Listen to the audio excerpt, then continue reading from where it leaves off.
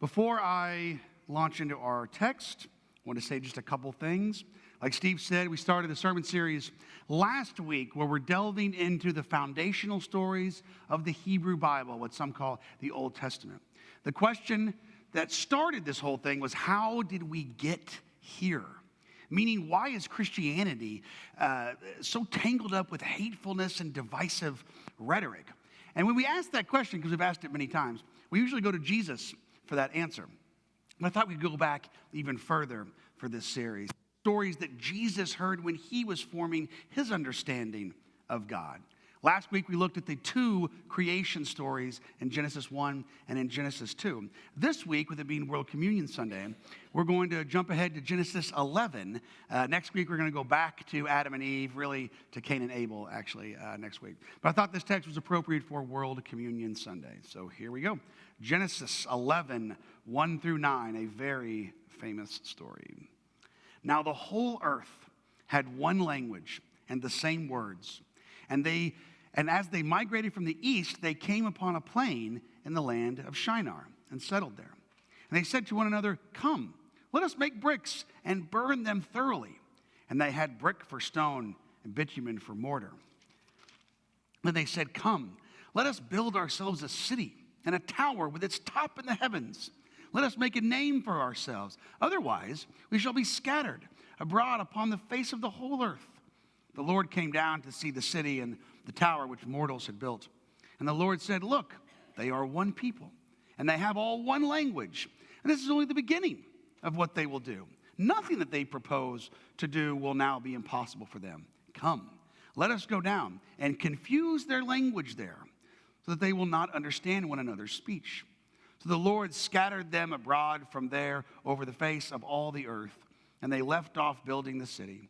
Therefore it was called Babel, because there the Lord confused the language of all the earth. And from there the Lord scattered them abroad over the face of all the earth. May God add a blessing to the reading of the Holy Scriptures. Will you join me in prayer? Lord God, may the words of my mouth and the meditations of all of our hearts be acceptable in thy sight, our rock and our Redeemer. Amen. Good morning. It is great to be here on this post-Arkansas Victory Sunday. And Vanderbilt as well. Well done. I have condolences to our Cowboy fans. Oh my gosh. I am so sorry. And our Alabama fans as well. And it's a good thing. Oh, you didn't win yesterday either, so that's all right. They didn't play either, but it's fine. This story, this Tower of Babel story, I got to tell you, I didn't like this thing. For the longest time, I didn't like it. The way the story is written in our Bible and our application of it, I think it puts the God character in a fairly negative light. I mean, first of all, why would God care about a city and a tower being built? What's wrong with this at all? It wasn't a tower of evil or something. They weren't doing bad things. At least that's not supported by the text. They just wanted a name for themselves and a city and a tower. And it's almost as if God is operating out of fear or jealousy or something. They are one people with one language. If I don't do something, they're going to take over this whole thing. Nothing will be impossible with them. Let us confuse their language. I don't know if anyone picked up on the plural there, but I wonder who God is talking to. That's a whole nother sermon. It looks like everything, though, went wrong. Their fairly benign plans were thwarted. They ended up speaking different languages, and they were scattered all over the place. But what if this wasn't a punishment at all? Is there another way to look at this story? You ever been in a place or a situation where you were away from your people and your comfort zone? Whoever your people happen to be, and whatever you call your zone of comfort, have you ever been a fish out of water?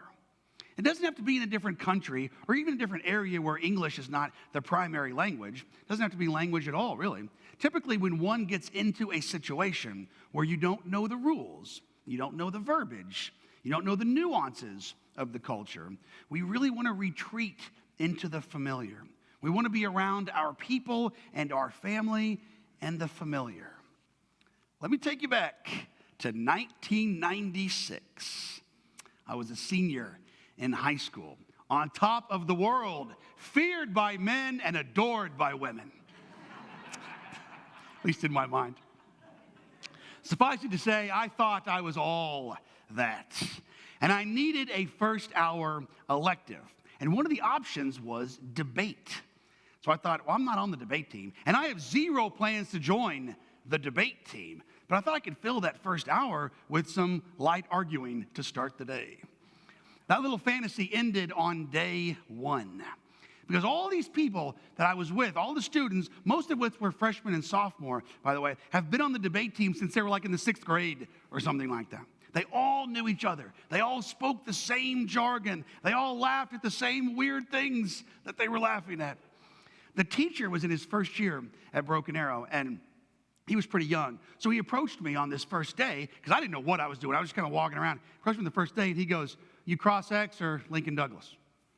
I go, I go by Bill. I don't know what he was asking, right? He was asking me if I was on the cross-examination team or the Lincoln Douglas team. I told him I wasn't on any team. It then went on a tirade asking why the high school would allow me to be in the class if I wasn't on the team. I go, I don't know. I just signed up. He said, if you're not going to be on the team, then just sit there and stay out of everyone's way. I go, well, can I sleep? He was like, sure. So that's what I did. I would come in each morning, and I would get to class, I would put my head down and listen to these people in their debate styles and fall asleep for 1 hour. And one thing I noted as I was drifting off, these kids talked way too fast when they were debating. And I would think, why are they talking so fast? It's like they were perpetually nervous or something. I didn't ask questions because, again, I'm in my comfort zone and I'm sleeping. So I didn't have to enter their world. And that is until the next semester, when our teacher assigned group projects for us all to work on. I was not wanting this at all. And my group mates were definitely unimpressed that they were assigned the guy who sleeps every single day. So we were forced to work together. One of them, in one of their sessions, the four of us would gather and we'd talk about our project. But one of them had expressed frustration about their upcoming math test. Remember, most of these kids were 2 grades younger than me. So I go, well, break out the math. I'm in calculus right now. Let's work on it together. And then one day as we were talking, I asked, hey, why is it that you guys talk so fast up there? You're not talking fast right now, but you get up there on the debate thing and you're talking so fast. Are you that nervous? And they all looked at each other and started laughing. They explained to me that in Cross X, they have like 2 minutes to cram in as much information as they could. It was strategy. I didn't realize that because you cram in all this information and the rebuttal has to answer all of those things. It's the Lincoln Douglas team that uses a much more casual conversational approach. The group project lasted for about a month. And by that time, I grew to appreciate these students and these kids. And they grew to not just tolerate me, but appreciate me as well. None of that happens if the teacher just allows me to sleep and be in my comfort zone. I was forced into it. Now, fast forward to the summer of 2024, like a couple months ago, at church camp. I set up every morning at 7 o'clock at the prayer labyrinth. Breakfast is at 8, but if you want to get up early and walk the prayer labyrinth, I was going to be down there. And so a camper came by herself to walk the labyrinth. I gave her the instructions, be mindful and be in a prayerful attitude and kind of just be with God. And she just stood there just staring at me. And I go, you all right? And she launched into the fact, she got a little teary. She launched into she doesn't know people in her small group, and she's homesick, and she was thinking about just calling her mom and going home. These people aren't really my people, she said, and I don't like it. So we started talking, and I asked her what she was into and if she did any extracurricular activities at school. She goes, well, I've been on the debate team for 3 years. You know what I asked her? Cross X or Lincoln Douglas. And she gave me like a double take, like, ooh, that's not normal. That's not normal, like, vocabulary. And so she goes, were you on the debate team in high school? And I go, no, not at all. I go, and I shared the story that I just shared with all of you. I said, if the teacher hadn't got me into, those groups, I wouldn't have formed those friendships. And by the way, had the teacher not done that back then, I wouldn't have been able to connect with this one right now. So I said, give it one more day. Engage with people and treat it like an opportunity. And of course, once she did that, once she treated this new experience with new people and new ideas as an opportunity, instead of a punishment, she flourished. She's one of the ones that I typically talk about when you get to the end of camp and she doesn't want to leave. Have you ever been forced outside your circle, outside of your people, outside of your culture, outside of your language? Is it possible that that's an invitation from God to experience something new? Not just a vacation or a novelty or something, but to broaden your horizons and experience the rich tapestry that God wove when God created this whole thing. And we have read the Tower of Babel as a punishment, but what if that's not the case? What if this was God's way of saying, I've got something even bigger planned for you, something that goes beyond one city and one language and one way of doing things? Because let's face it, the people there were unified, but it was such a narrow kind of unity.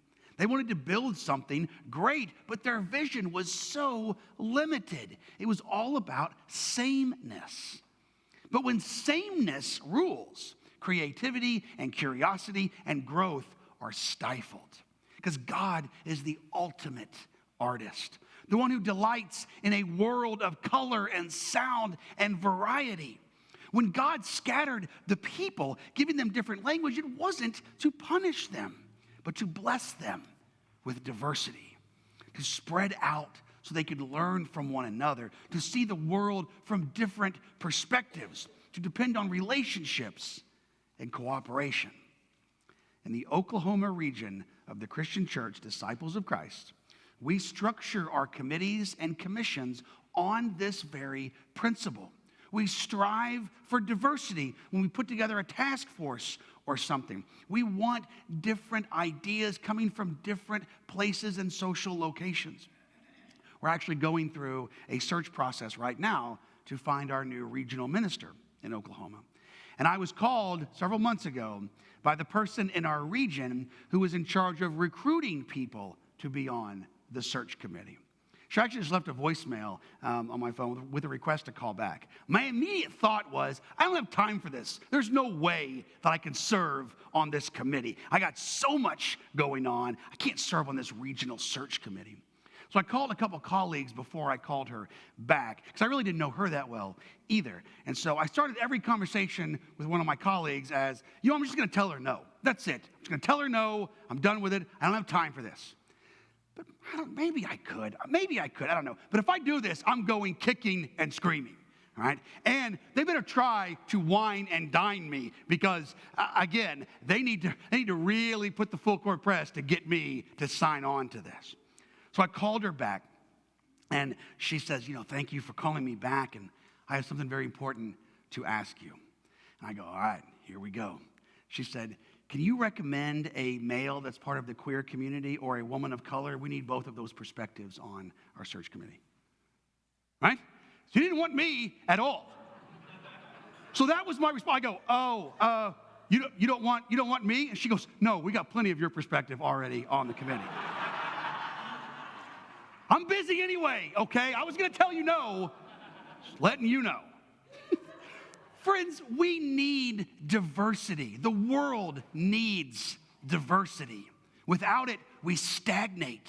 Look at the foods that we eat. Look at the music we listen to, the technology that we use. These things come from all over the world, from people who think differently than we do, speak differently than we do, and who experience God differently than we do. And that is what God meant when God created everything and called it good. And how fitting on this World Communion Sunday. There are different people with different cultures and speaking different languages all coming to the table this morning. And we don't lose our uniqueness, by the way, when we come to the table. We bring it with us. Each of us brings our stories and our languages and our cultures, and God invites us to share in the bread and the cup, not despite our differences, but because of them. In our diversity, we are reminded of the vastness of God's love, because the table is big enough for all of us. And as people of the table, that is something to celebrate indeed. So I'd like to close with a version of this Tower of Babel story that I saw in a children's book. This book is called God's Big Plan by Caldwell and Aber. This is not a word-for-word retelling of the version we have in our Hebrew Bible. This would be considered a midrash, I think, a story to explain a story. So here we go. After the flood, there was one big family. They settled in the land of Shinar, and they all spoke the same language and lived together in one place. They said, let's build a big city with a tall skyscraper so that we can stay together. They liked living in a city where everyone knew everyone else. They liked speaking the same language. They liked being all alike, and they did not want to leave. God saw them building their city and their skyscraper, and God said, they are one big family. They are all alike. If I don't do something, things will never change. Everyone will be just like everyone else forever. So God came up with two ideas. God gave them different languages to speak. And then God sent them out to live in different places all over the world. The people never finished building their city. They had a little plan to stay together, but God had a big plan that was different. God wanted to fill the world with different languages, different people, and a different ways of living. And that's what God did. Thanks be to God. Amen.